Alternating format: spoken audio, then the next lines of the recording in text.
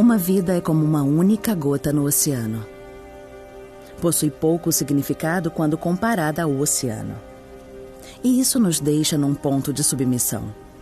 Um ponto de onde não estamos mais no controle de onde iremos.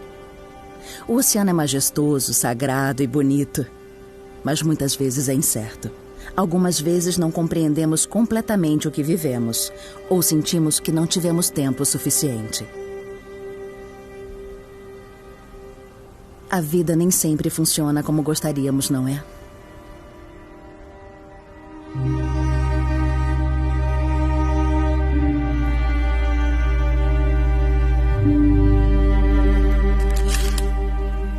Nós esperávamos ter o felizes para sempre que todo casal espera. Mas logo após voltarmos da nossa lua de mel, eu fiz alguns testes no hospital local. Foi quando, de repente, nós recebemos aquela ligação onde o médico infelizmente nos disse: "Me desculpe, senhora No, mas achamos que você não será capaz de gerar seus próprios filhos." O que deveria ser um incrível momento de nossas vidas como recém-casados se tornou um momento depressivo e sombrio para nós.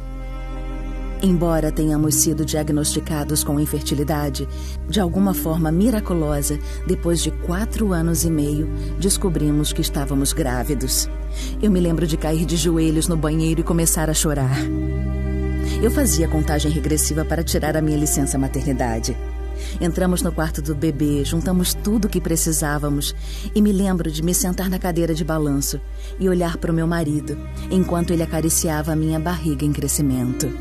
Eu sorria para ele e pensava que a vida não poderia ficar mais perfeita que isso. Então, apenas 12 horas depois disso, eu fui uma consulta de rotina para conversar com a doula. Eu contei para ela, que tinha reduzido os meus movimentos ao longo das semanas anteriores. E ela disse, e como vários outros profissionais também acharam, que isso era coisa de mulher ansiosa, de marinheira de primeira viagem. Mas logo eu senti que alguma coisa estava errada, já que ela me levou rapidamente para uma outra sala. Ela colocou o Doppler para medir os batimentos cardíacos em mim. E logo, os seus olhos começaram a se encher de lágrimas. Eu sabia que eu iria receber a pior notícia que eu poderia receber.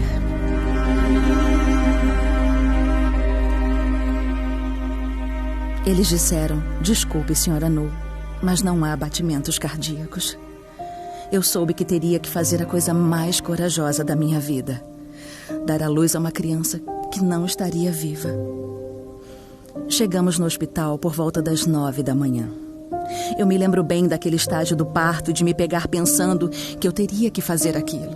Teria de dar à luz a uma criança que não iria chorar, uma criança que eu não levaria para casa comigo.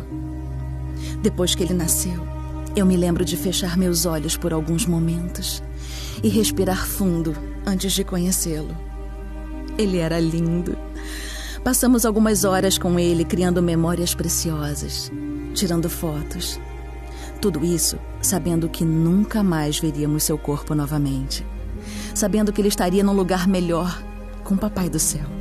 Num mundo melhor, onde não há dor ou medo. E ele não conheceria o sofrimento que estava previsto para sua vida. Só nossos corações ficariam em pedaços, porque foram nossos sonhos que foram destruídos, não os dele. E assim, naquela noite, fomos para casa. Nós não segurávamos um bebê em nossos braços, mas literalmente segurávamos as mãos um do outro, enquanto saíamos daquela enfermaria rumo ao desconhecido. Ninguém te prepara para o que vai acontecer na sua vida após sair por aquelas portas sem a criança que você tanto esperava.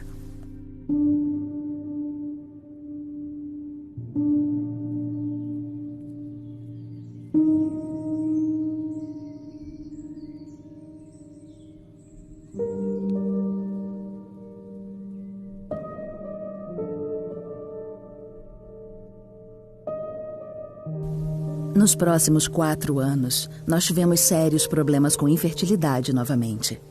Por conta disso, decidimos passar por um tratamento de fertilização in vitro. E esse foi um processo muito, muito desgastante.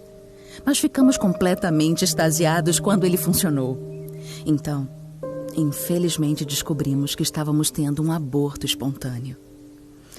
Parecia que tudo estava acontecendo novamente. Nos meses seguintes, eu desabei completamente.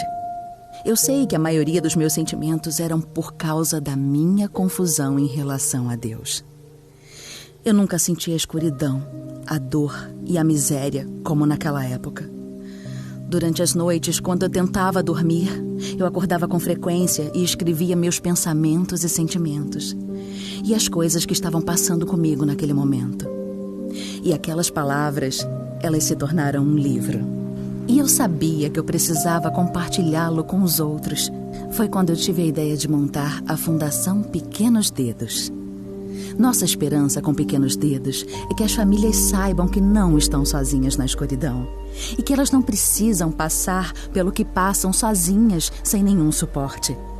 Não sabemos os planos que Deus tem para as nossas vidas, mas eu simplesmente aprendi a confiar nele. Ainda esperamos que um dia tudo acabe bem e que nós tenhamos a criança que tanto esperamos. Mas se isso não acontecer, ainda assim eu confiarei nele. Nossa vida é tão curta, é tão efêmera, e ela ainda é mais curta para os nossos filhos. Vivemos apenas um piscar de olhos entre o momento que nascemos e o momento que morremos. O que fazemos nesse piscar de olhos impacta não apenas as nossas vidas, mas as vidas das pessoas ao nosso redor. E potencialmente muito, muito além disso. Logo antes de jogarmos as cinzas do Micael no oceano, a minha mãe leu uma oração. Naquela oração ela disse: vá, querido, vá voar com o vento e nadar no oceano, para explorar os 4 cantos da terra como sua mãe e seu papai queriam que você fizesse. E minha mãe não se deu conta do quanto aquelas palavras seriam essenciais, porque a história dele realmente iria para os 4 cantos da terra, como aconteceu até hoje e continuará a acontecer. Quando eu me sento na praia, eu olho para um lugar muito além das ondas, para o lugar onde o Micael está agora. Isso me faz pensar que Deus está lá e que Ele está com os meus filhos e que Ele os ama e os protege. Isso me dá esperança de que um dia nós nos veremos novamente. Quando a estrada à sua frente parece longa e sombria, continue seguindo rumo à luz pequena e distante.